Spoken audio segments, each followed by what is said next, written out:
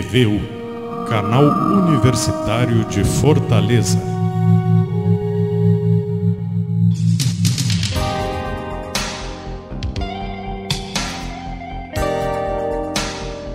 O programa Panorama Econômico, que tem o apoio cultural do Corecon, hoje vai falar sobre o tema redução da corrupção no Brasil como fonte de aumento de investimento no setor público.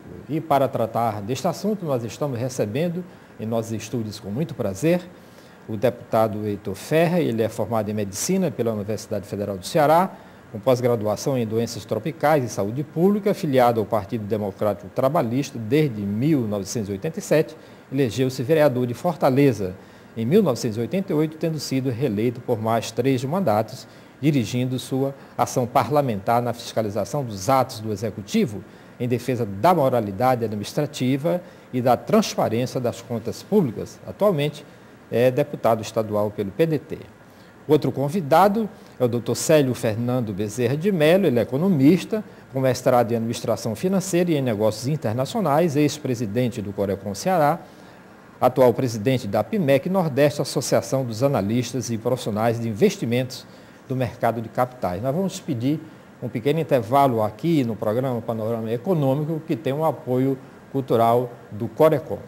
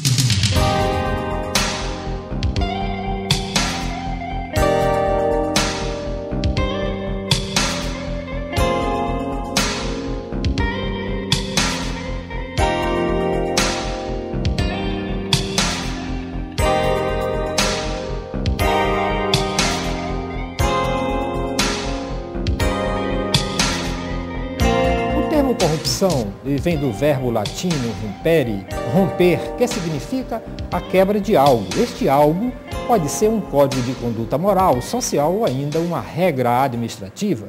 Para haver quebra de uma regra administrativa, ela deve ser precisa e transparente. Além disso, é necessário que o funcionário corrupto consiga algum tipo de benefício reconhecível para si próprio, sua família e seus amigos ou uma tribo, o que este beneficie seja visto como uma compensação do ato específico da corrupção.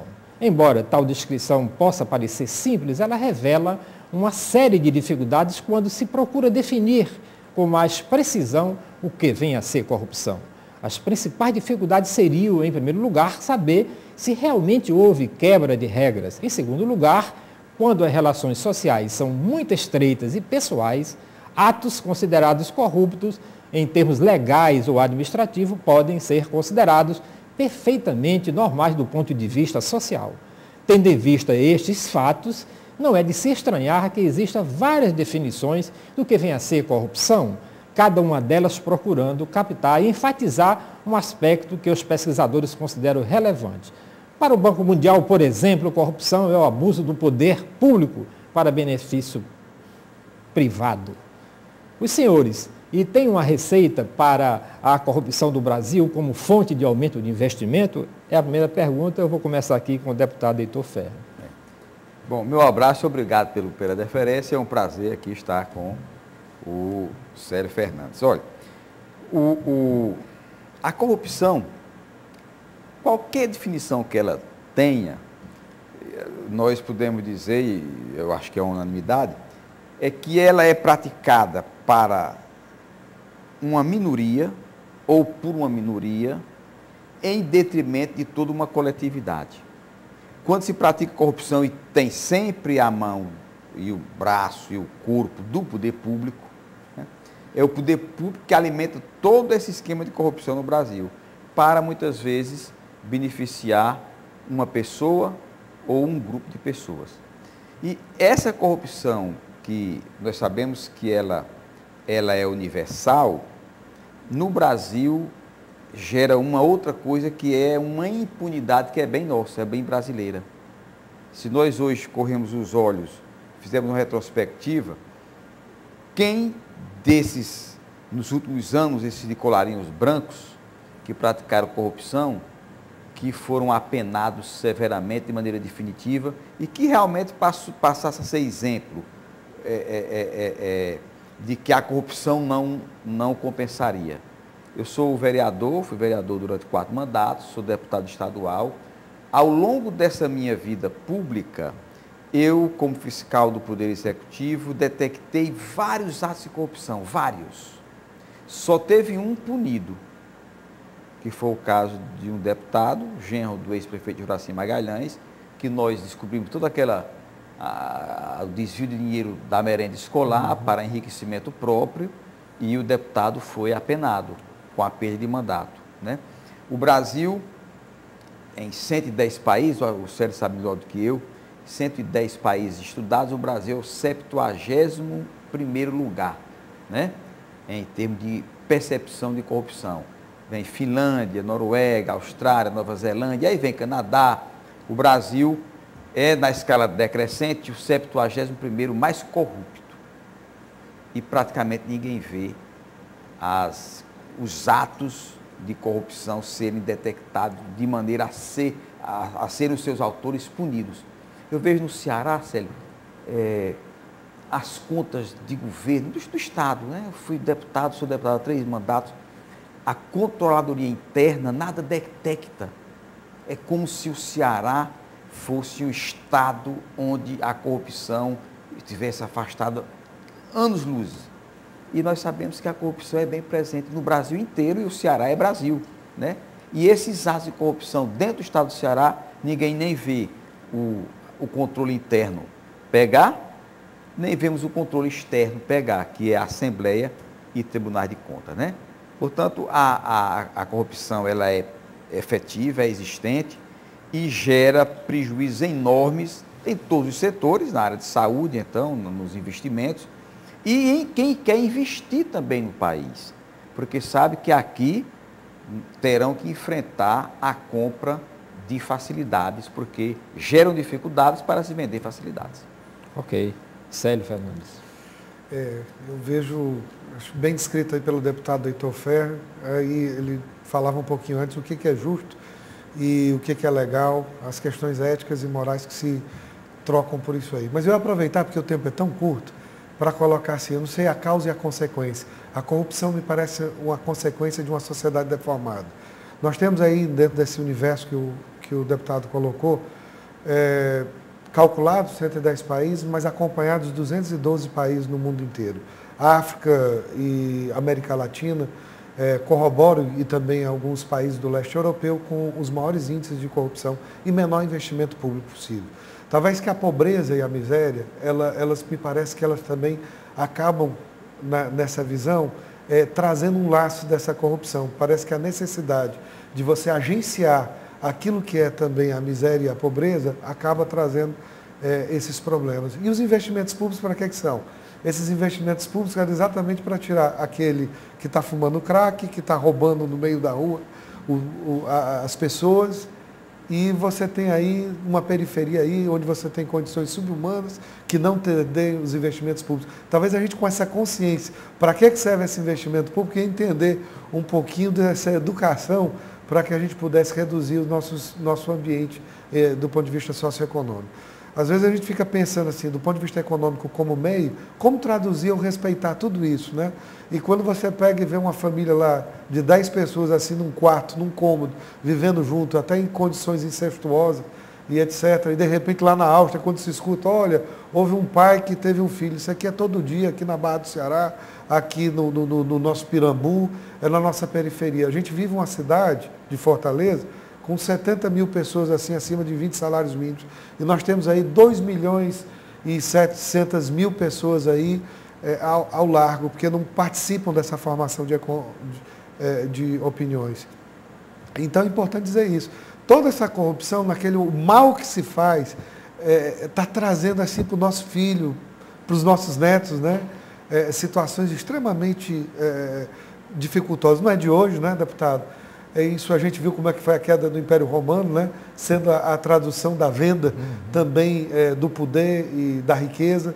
É do Thomas Hobbes, é de toda a discussão do homem, lobo do homem, na visão que a riqueza e o poder, elas acabam trazendo essas questões. O ser humano tem um prazer muito grande, e isso a gente vê, eu sou homem público, tenho um mandato, a gente sente que as pessoas que têm um certo poder têm um prazer enorme em dizer que interferiu em benefício de alguém, mesmo fazendo esse rompimento que você descreveu como a origem da palavra corrupção, romper.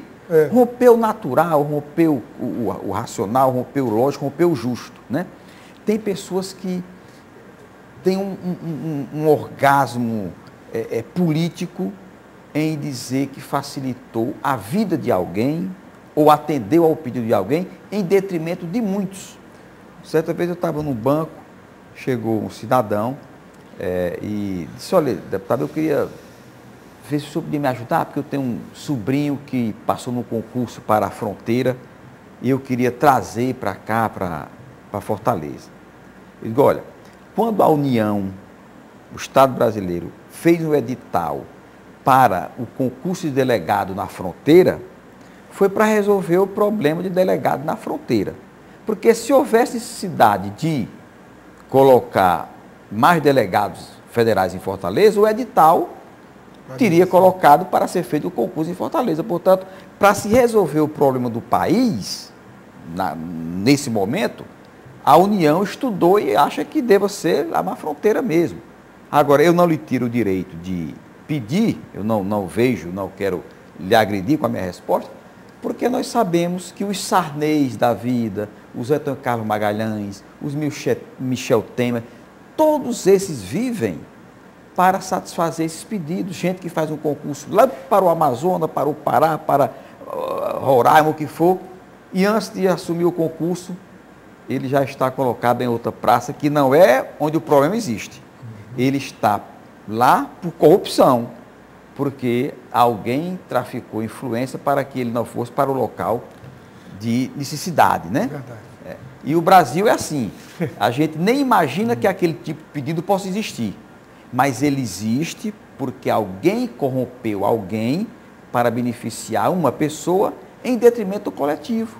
Exato. Porque você, quando transfere alguém que não está fora do estágio probatório, que ele foi para solucionar problemas coletivos, como delegado, e alguém o traz para satisfazer a um, em detrimento de toda a coletividade, a corrupção prevalecendo em nome de um para dar um prejuízo a toda a sociedade. Deputado, às vezes a gente fica assim num debate constante sobre, será que, por exemplo, esse homem provavelmente que lhe pediu um emprego, talvez seja uma pessoa extremamente simples. E a gente acaba vivendo num contexto onde a sociedade ela tem assimilado isso. Assim como a banalização da vida, assim como entendendo que aquele bandido tem que ser morto ou alguma coisa nesse sentido, a gente ataca muito a questão da consequência, né? E, de repente, a maioria das pessoas que estão aqui até nos ouvindo, elas, às vezes, elas querem ter esse benefício. E a gente tenta passar aqui, dizer assim, olha, esse benefício que você está tendo vai prejudicar a sua própria família. Porque você está pensando em furar a fila, colocar assim. E essa furada de fila, na hora que você tem uma sociedade, você tem que encontrar controles sociais, e no momento que essa sociedade se deforma, então os valores das pessoas estão também deformados. E aí, às vezes, eu me pergunto, quer dizer, quantas vezes a gente instado ao pecado porque vai ter uma vantagem e diz assim, não, mas eu sou uma pessoa probo, eu não vou fazer. Eu estou fazendo aqui um exemplo da minha educação também para os meus filhos. Eu quero ver um comportamento. Mas me parece que isso aí também é uma discussão que não é de hoje. A gente vê essa corrupção no mundo e como é que a gente pode transformar estados mais pobres, que acabam até recebendo também assistencialismo, onde o governo que está ali instalado pelo Estado, ele acaba tendo, ele tem a obrigação de estar cuidando daquela sociedade, mas aquela sociedade não. Ele agora me fez um favor. Antigamente era uma coisa básica do coronelismo, de entregar uma cesta básica, ou vender uma dentadura e etc. Eu pensei até que iam criar bolsa dentadura num determinado ponto nesse país, porque me parece que esses benefícios eles ajudam. Não, aquele me ajudou. E assim é também o nosso Ceará. Quer dizer, nós somos vítimas de nós mesmos. Eu não gosto, até porque talvez eu tenha um viés e entendo que a política é fundamental para a transformação, mas eu vejo que isso está muito enraizado, deputado. E eu não sei como é que essas coisas, cultural, viu? É da da poesia formação. que a gente chamava, É da nossa que formação. seja no repentista, seja no romance, que a gente pode pegar desde qualquer um deles aí que a gente quiser discutir a lógica de sertanejo, você sempre vai ver no Senhor do Engenho a forma de corrupção como o nosso Nordeste foi tratado. E hoje, o que a gente vê? Como transformar então essa sociedade? Como educá-la para poder entender que se formos iguais aí à Dinamarca, à Noruega, talvez a gente viva bem. Até na Noruega houve um passe aí de mágica que o pessoal pegou e era um estado também tão tranquilo e aquilo rompeu também com a sociedade. É uma forma de corrupção também aquele genocídio recente. Então romper com as formas me parece que é desse jeito. Ao mesmo tempo, nós temos que romper. Porque as nossas leis elas não são tão justas. Muitas vezes, aí a gente vamos para lá vou chamar aqui o cinema, né? O cinema hoje coloca uma realidade. Você pega o capitão, o tenente-coronel Nascimento, ele chega numa Assembleia Legislativa, né?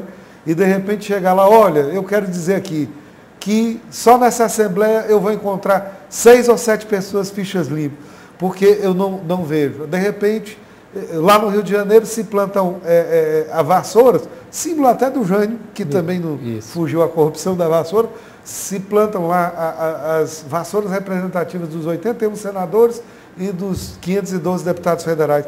Será que a gente não tem um processo de deformação também do nosso lado político, que acaba contaminando, porque isso é a nossa mídia, e a corrupção ela acaba sendo, olha, está levando vantagem, está levando vantagem, está levando... Esse está se dando bem? Como deputado, o senhor como deputado, que é um homem sério, e a gente vê pelas suas várias lutas aí, como é que o senhor vê isso? Porque o senhor vive isso, eu não vivo tanto. E vamos deixar para o senhor responder no próximo intervalo. Que é uma luta muito grande, é muito craque.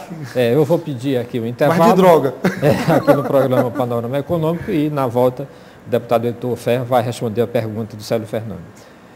Aqui é o programa chamado Panorama Econômico. Esse programa tem um apoio cultural do Corecon, que é o Conselho Regional de Economia do Estado do Ceará.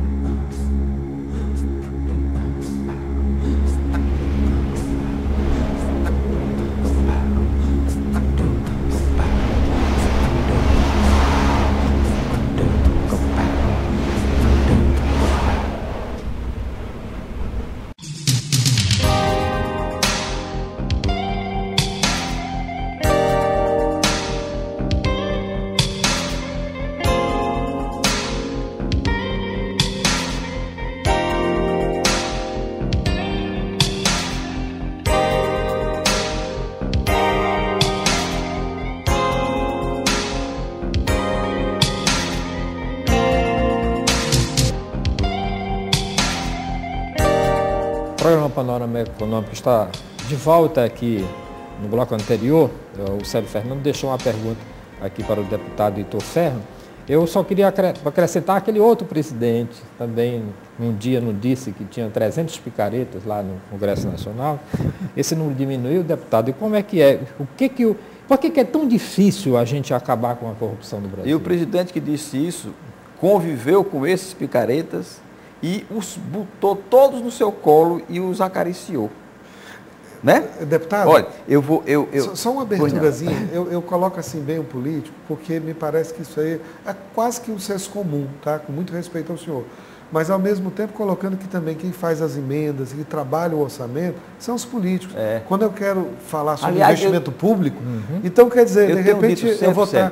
Eu tenho dito sempre que nada acontece na sua vida, na do professor Jonas, na dos cinegrafistas, na minha vida, nada que não passe pelos políticos. Ou passa por vereadores, ou passa por deputados estaduais, ou passa por deputados federais e senadores da República. E que chega nos executivos, prefeitos, governadores e presidente. Porque nada fazem sem autorização legislativa, nada. O executivo, tudo que faz porque o legislativo permitiu que fizesse. Essa necessidade... E sempre tem a questão do corrupto e do corruptor. Eu sei que a iniciativa privada faz parte também dessa cadeia improdutiva. E a sociedade também. Vou lhe responder porque ela não faz o controle social. Eu, em certa ocasião, professor, disse o seguinte: como seria bom e assustador se os gabinetes dos deputados fossem filmados para saber a própria sociedade como entra a corrupção dentro do parlamento por pedidos de muitos que acompanham a sociedade. Do simples e do complexo. Do simples. Chega uma cidadã no meu gabinete, e chega em outros gabinetes, e diz assim: ô deputado, eu vim aqui porque vai haver um concurso agora na Assembleia, e eu estou sabendo que o senhor pode me ajudar. Deputado, houve um concurso da prefeitura, e eu queria que o senhor me ajudasse, porque a minha filha está para ser chamada. Mas o mais comum é quando faz um concurso, que o cidadão, a cidadã, principalmente os pais, né, vão no gabinete do deputado, como foram a mim: deputado, minha filha fez um concurso agora, eu queria muito que o senhor ajudasse ela a passar. O que é que eu digo? Eu faço um exercício de cidadania, que o concurso é sério, que o Ministério Público acompanha, que a OAB está vigilante, que nós estamos vigilantes, e que se ela souber de alguma coisa, me diga, porque eu denuncio. O que é que acontece com alguns outros que gostam de ter prestígio e gostam de dizer que resolveu o problema? Anota o nome, isso é uma política mais antiga, mas que a gente sabe que tem gente que ainda faz isso. Chega para um deputado federal, um deputado estadual, aí ele vai, anota o nome, como é seu nome? Fulano de Tal dos Anzóis. Aí a pessoa dá o nome da matrícula, se tiver, e o deputado, ou o senador, ou o secretário, ou o presidente de partido, disse: olha, eu vou lhe telefonar. Quando o resultado sai, a secretária, no mesmo dia que o concurso saiu, confere se aquele nome passou ou não. Se tiver passado, ele liga dizendo: olha, consegui lhe ajudar naquele concurso. Para todos, não ajudou em nada, porque não tem hoje essa penetração. Os concursos hoje são sérios, porque são vigiados. E, para todos os efeitos, aquela cidadã vai achar a vida inteira que o seu representante, ou o seu vereador, ou estadual, ou federal, ou senador, através de uma interferência, terminou ajudando a passar no concurso público, quando ele nunca ligou para ninguém, mas disse para ela: olha, consegui lhe ajudar a passar nesse concurso público, né? Quando não passa, diz também: olha, não consegui dessa vez, mas quem sabe numa próxima. E o pior é o efeito que isso gera. Ao que passa e recebe um telefonema de alguém dizendo que passou, ela diz para a vizinha: olha, o fulano de tal me passou no concurso público. Quando vai ao gabinete de um deputado que não aceita, ele diz: olha, que deputado fraco, ele não conseguiu me passar no concurso, e minha vizinha passou porque o fulano de tal dos Anzóis, igual a ele, deputado, fraquíssimo. E ele passou e o meu deputado não me passou. Quer dizer, isso gera uma cadeia de exigências, e a sociedade muitas vezes vai buscar dentro das casas legislativas solução das suas aflições, quando nós não temos não temos nem poder de resolver e não seria o lógico resolver. Mas o senhor acha, deputado, que, por exemplo, essa é a cara, por exemplo, não vou chamar dos 300 ou 40 e Alibaba e os seus 40 ladrões, mas a classe política, como ela se encontra hoje, na sua visão, como político, Muito como pessoa desgastada. que defende, e essa questão, seja na impunidade, na fabricação, quais são os grupos de interesse que são colocados? Será que a gente não vive uma ficção no Brasil? Se lá nos Estados Unidos se fala que tem um deputado que é ligado a B ou C, e de repente aqui, não, só é todo mundo pelo povo e ótimo. Eu vou muito como é que sério, eu não vou nem pelo que eu digo. Que a gente queria eu vou ter esse pelo que eu leio. representante. Né, como você lê, o professor Jonas lê, e as pessoas que estão nos assistindo leem também. No ranking de credibilidade, Sim. a classe política goza de péssimo perfil. E é possível transformar isso, deputado? Cabe não só a nós, Sim. há poucos que estão nessa condição de querer essa transformação, mas cabe muito à sociedade também. Como é que o povo Porque assim não pode enxergar? O povo tem que Tem que ser acompanhar. reeducado. O povo tem que acompanhar. Agora, o grande problema é a O educação. clientelismo. É a educação. Está todo mundo sendo comprado, então? Porque quem não se educa não tem condição de perceber as coisas. A melhoria de renda pode ajudar a educação. A renda ajuda a educação. Agora, o grande problema de acompanhar a vida dos representantes é que o descrédito não faz com que as pessoas acreditem, descredencia, e se você é descredenciado, quem é que quer lhe ouvir? Bom, desculpe, deputado, quando a gente, na época da eleição, diz assim, para eleger um deputado no Ceará, você tem que ter X milhões. Né? Aí o cidadão não quer nem se candidatar porque ele não tem. Basta saber. Eu só sei fazer conta, mas eu nunca vi uma conta para eleger alguém que fechasse, dado o salário e Por que fazem isso? Porque você vê um deputado que teve, por Será que exemplo, isso gera corrupção 6 mil, mesmo? Muito, mas só gera. Só gera. Como é que você pode imaginar que alguém se elege a um cargo eletivo gastando 5 milhões de reais? Então são os grupos de interesse aí fica direto. Vai tirar de onde? De salários? Não tem como tirar de salários. O deputado ganha 20 mil reais gasta 30 milhões, e quem ganha gasta 12, mais, 13 quem líquidos, você tirando os impostos e tirando a previdência. Né? Então, os esquemas se montam através de uma eleição que não poderia ser tão cara. E por que é tão cara? Porque o eleitor se vende. E por que o eleitor se vende? Porque não tem consciência política. Ele vota em quem der mais. Né? Ele vota em quem... E como se pertencemos à sociedade, somos todos corruptos. Então. E como é que você sabe? Como é que você sabe se A que igual alguém a B igual a C, A igual a C, né? Você sabe que alguém compra mandatos porque numa eleição ele tira 6 mil votos no município X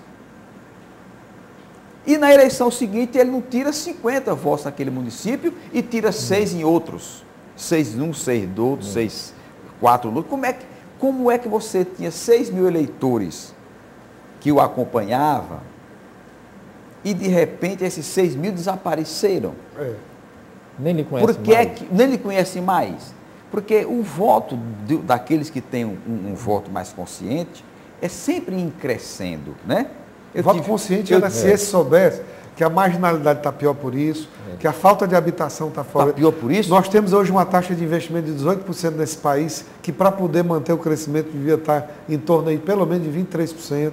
Quer dizer, nós estamos perdendo o bonde da história porque a gente está alimentado por pouca... Se dá uma bala para um guri e está resolvido o problema. Pelo menos você está achando que fez um exercício você tem uma vantagem de curto prazo. De compensação. Eu um dia estava lá em campanha eleitoral, mas minha campanha eleitoral é muito feita. Em Fortaleza do mesmo jeito? Não é menos. Que é uma sociedade um pouquinho mais. Menos, né? Tanto é que os meus votos foram sempre crescendo aqui em Fortaleza. A capital mais consciente. Mais consciente. E eu ia descer dali numa mercearia no Aquiraz, estava com um amigo, e ele disse, olha rapaz, que resposta boa que você deu. Quando eu estou saindo do carro, comprei algo numa mercearia, e quando estou entrando no carro, a senhora assim, é o Heitor Ferrer? Ô, deputado, o senhor quer meu voto? Eu digo, quero, assim, pois me dê tanto. Eu disse, eu não vou lhe dar tanto, porque eu não vou lhe comprar, porque a senhora não é mercadoria. Eu não estou lhe enxergando como quilo de arroz, nem de feijão, nem de macarrão. Porque na hora que eu lhe comprar, eu estou lhe transformando em mercadoria. E mercadoria de péssima qualidade. E me dá o direito de fazer com minha mercadoria o que eu quiser. Eu posso pegar essa mercadoria, jogar aos porcos, eu posso jogar no lixo, eu posso botar na água e ferver e comer. Quer dizer, quando o eleitor vende o seu voto, ele está permitindo que o representante dele, vereador, deputado, senador, ele está permitindo que durante o mandato o representante dele faça o que quiser do mandato, porque ele comprou uma mercadoria. Quando ele compra a mercadoria chamada voto, ele tem para si uma mercadoria chamada mandato e faz dele o que quer.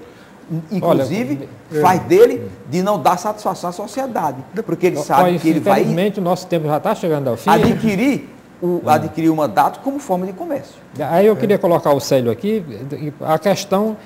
Nós vamos resolver esse problema, Célio? Eu acho que pode ser resolvido. E como? Tá certo. Tem eu acho que essa luta, essa esperança, a gente não pode...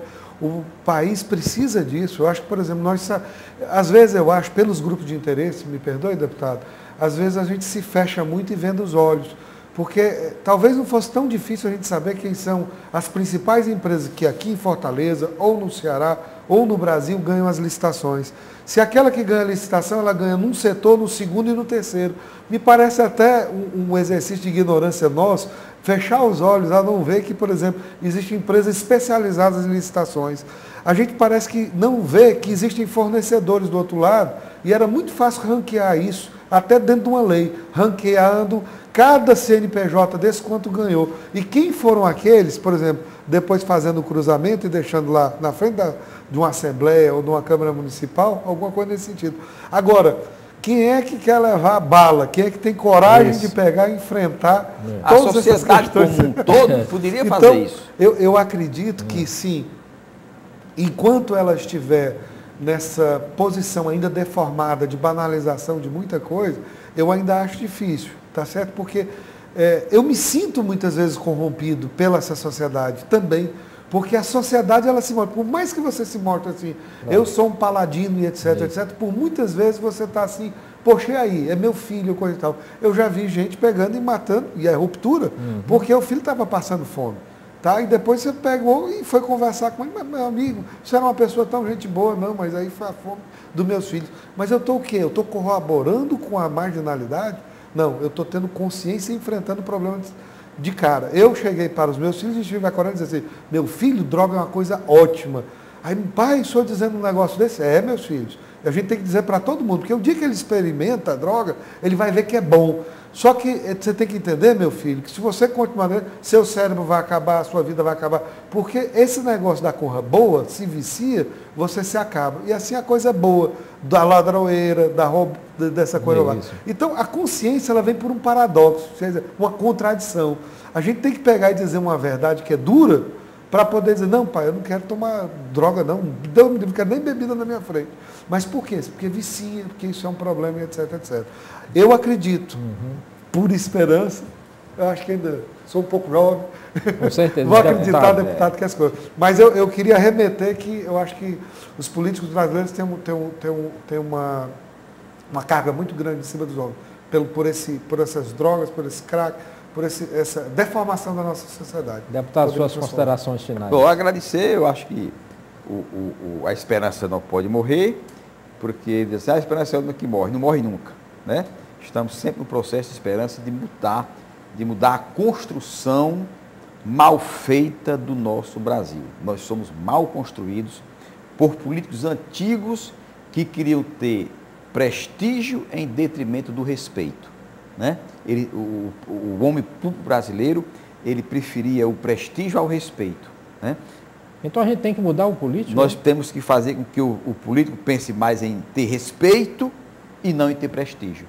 E quando vier o prestígio, vem em consequência do respeito, que esse deve ser o caminho. Respeito com prestígio.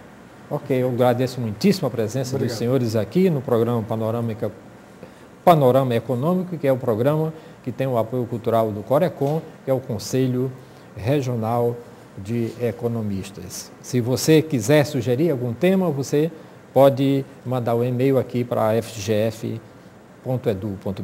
Muitíssimo obrigado pela sua audiência.